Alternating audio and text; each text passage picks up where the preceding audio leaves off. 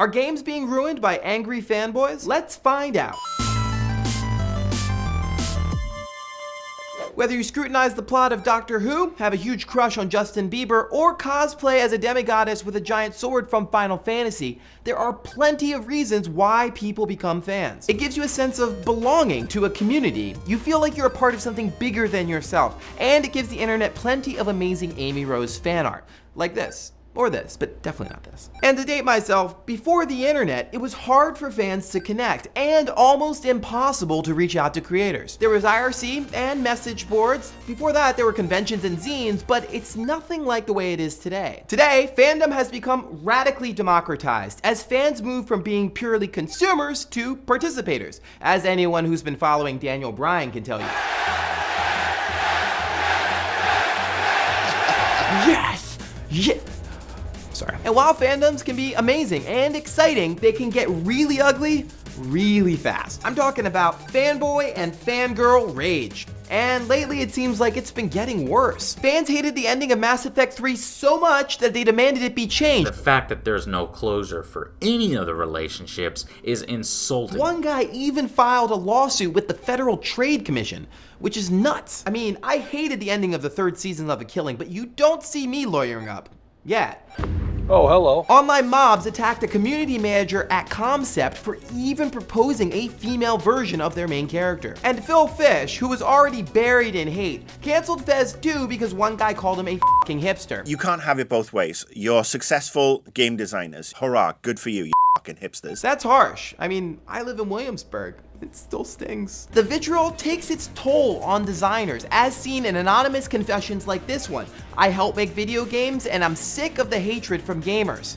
Yikes, man. And Vlambeer received so many fan ultimatums demanding new features that they wrote an open letter addressing it. Link in the description. On the one hand, you might argue, all creative people get criticized on the internet. And you would be right. But with games, somehow it seems more intense. The negative reception to Mass Effect 3 allegedly caused BioWare co-founder Gregory Zeschuk to quit games entirely. Now he makes craft beer in Austin. I like craft beer, but it's not as good as games. If designers aren't enjoying their work because fans are constantly threatening them, how can we expect them to be excited about creating something new? Angry fans are a big reason why we see so many clones, ripoffs, and sequels, rather than truly innovative games. Of course, there are economic reasons for creative limitations. If a franchise works and you've already spent on the technology and marketing, why not just make a sequel to capitalize on past success? But the narrow scope of creativity even happens with crowd-funded titles. Although places like Kickstarter give creators the freedom to make whatever they want, legendary designers still come back and make the same games they were making like 20 years ago. This is not a dig at Kickstarter. It's just a platform, and there have been some notable exceptions, particularly in the board game category. But Brian Fargo crowdfunded Wasteland 2, Al Lowe came out of retirement to remake Leisure Suit Larry, and Keiji Inafune might as well be making another Mega Man game. Even independent games, which are outside the reach of crowdfunding or big publishers, still fall victim. Instead of pushing their luck with a brand new experience or title, we get Runner 2, Hotline Miami 2, Shank 2, the list goes on. If the hate machine is depressing designers, impeding creativity, and generating more of the same, we've got a problem. So where does all this ferocious fan mentality come from? First of all, unlike movies or TV, most fans don't possess a true technical knowledge of how games are made. So that low ceiling, or that weird boss encounter, or that kind of lighting, those aren't always mistakes. Sometimes game designers make choices to focus on more important things that you may not have noticed, like better AI. That doesn't mean that terrible games aren't terrible, but to paraphrase Brian Eno, honor any mistake as hidden intention. Another reason that fans get so upset is human nature. A 2011 study found that, ironically, people have biases against creativity, even when they believe that creativity is what they want. The research shows how innovative ideas actually create uncertainty, so people just steer themselves back to the sure thing. Tim Schafer recently said that backers of his Broken Age Kickstarter project weren't looking for a reinvention of adventure games, even though he's famous for or reinventing adventure games. Games also create a unique type of fan behavior that I call the illusion of control. Because we're moving and making decisions for our avatars, our relationships with them are more intimate as compared to TV or movies or comic books. So when you combine our natural tendency to resist ideas with a medium that you feel really attached to, and the internet, which allows communities to freely express themselves to their creators, you get this. Everybody died! What kind of ending is that? That's how you end a successful series? After all, if you've chosen FemShep's intimate partners, you should be able to choose the ending too. And if not, then you should be able to rally up a mob, right? No. Let me be clear. There's a real place for games criticism. I should know. I run a website about it. Check it out. But any good critic will tell you that you need to evaluate a work based on what it is, not criticize it for what it's not. Scottish philosopher David Hume alluded to this as the is-ought problem. Let me give you an example. Basically, we confuse what something is, like say Dishonored the stealth action game, for something we think it ought to be, like Dishonored the farming simulation, which would be amazing. So if you dislike a particular game, that's totally fine. You don't have to like everything that you play. Argue with your friends about it, scream into your pillow, or better yet, make a mod. LCD Sound System frontman James Murphy put it this way: the best way to complain is to make things. But don't kick and scream until the designer of your favorite game bends to your will. Freaking cancer! What? Are you kidding me?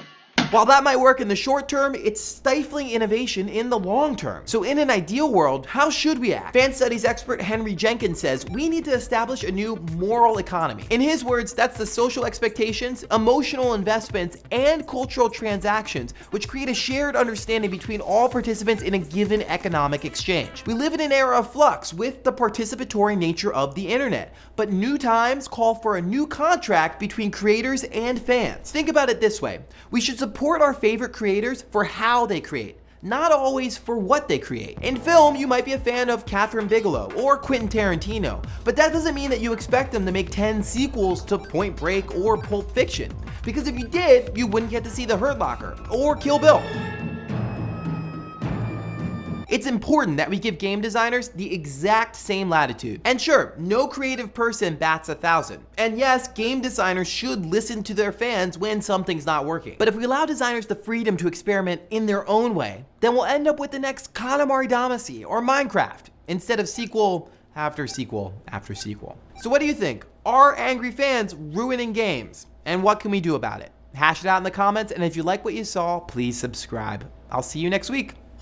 Last week we talked about whether or not The Legend of Zelda was exploiting nostalgia for success. Let's see what you had to say. Joseph Larson pointed out something I had never really thought about in the Zelda games, which is that the 3D worlds weren't really 3D in an interesting way, by which he means you didn't really go up and down. They didn't really take advantage of the vertical space, but they were basically just 3D versions of the 2D maps, you know, just with like 3D trees and stuff like that. Yeah, really good point. Never thought about that. Super Noob 17 says that the episode itself exploited nostalgia. Well, if we really wanted to exploit nostalgia, we would have made it look like this. Good old Jacob Elbaher goes straight to the data and argues that Nintendo couldn't have possibly been exploiting nostalgia because you would have seen sort of a upward tick of Zelda titles from a sales perspective year by year by year. Well, I think I'm making more of a cultural argument, not necessarily a financial one, because there are other factors at play which explain why certain Zelda titles sell better than other ones, such as the specific success of a Nintendo console, like the Wii U versus the Wii, for example. But really what we're trying to seek to explain is why The Legend of Zelda continues to be a part of our popular gaming culture decade in, decade out. So yes, very good point, way to go to the data, but I think the story is a little bit different from my perspective.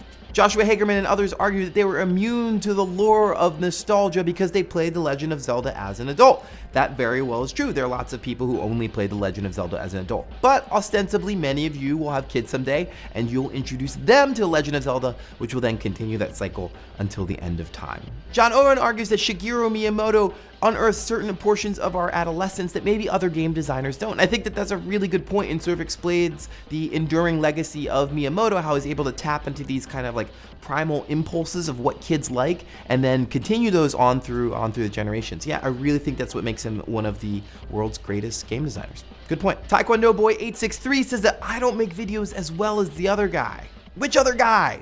Who is it? It's not Mike, is it? Please don't let it be Mike. Before we go, a couple notes of errata. It is Shigeru Miyamoto, not Shigeru. If you're from Hyrule, you are Hylian, and Link is a human, not an elf. Sorry about all that, and thanks for catching those.